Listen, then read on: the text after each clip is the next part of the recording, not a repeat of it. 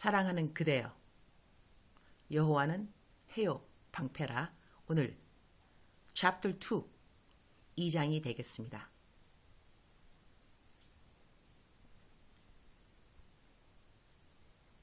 2장, 깨닫는 사랑, 베품으로 열매 맺는 사랑.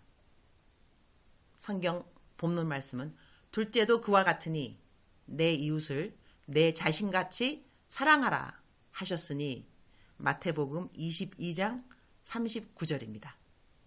하나님은 누구든지 사랑하신다. 인류 모두를 위해 예수님이 돌아가신 것 단 하나만으로도 하나님은 모든 사람을 사랑하시는 것에 대한 확증을 분명하게 하셨다. 그러나 그러한 하나님의 사랑을 모든 사람이 다 깨닫고 이해하는가? 그리고 그 사랑을 믿는가? 안타깝게도 그렇지 못하다. 영혼의 구원을 받았는데 정작 그 구원을 받았다는 사실은 깨닫지 못한 채 살아간다. 그렇다면 그 구원의 은혜를 깨달은 사람은 어떻게 살아야 할 것인가? 구원의 열매를 맺어야 한다. 곧 구원받은 자답게 삶에 기쁨이 있는 삶, 이웃을 기쁘게 할 줄 아는 삶, 가난한 자들을 구제할 수 있는 삶을 열매로 맺어야 한다. 만약 우리가 그렇게 살지 않는다면 그것은 영생을 주신 하나님의 사랑을 깨닫지 못했음을 의미한다.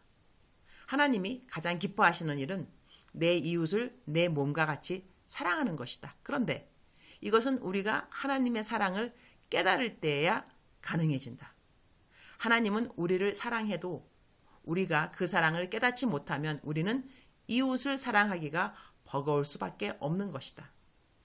이제 우리는 이웃을 사랑하게 해주세요 라고 기도하기에 앞서 하나님이 얼마나 나를 사랑하는지 깨닫게 해주세요 라고 기도해야 할 것이다. 나를 향한 하나님의 사랑을 깨달으면 깨달을수록 하나님이 고마울 수밖에 없다. 그리고 고마우면 고마울수록 그 마음에 편하기 위해 우리는 하나님이 기뻐하시는 일을 해드리고 싶어진다. 사랑하는 그대여, 하나님이 기뻐하시는 일을 해드리고 싶어진다 하는 이 말 어떻게 생각하시는지요? 우리들의 삶의 목표 다시 한번 돌아볼 필요가 있습니다. 어쩌면 매일매일 돌아봐야 그것이 지혜이기도 하겠습니다.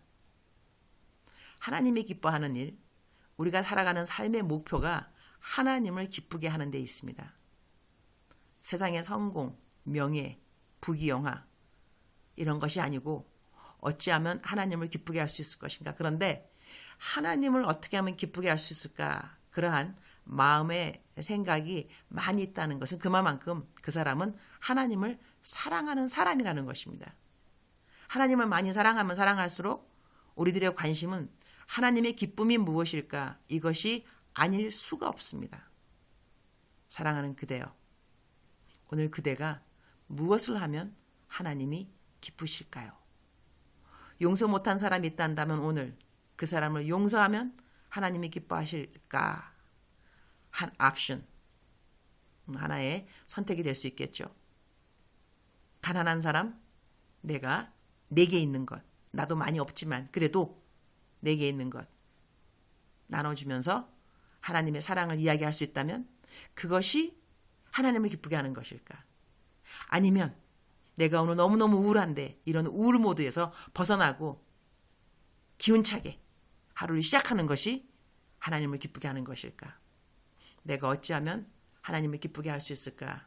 이러한 생각은 하나님께 구원받아서 너무 기쁘기 때문에 하나님을 날이 가면 갈수록 더욱더 사랑하는 사람들에게는 당연한 숙제요 거룩한 고민이라고 하겠습니다.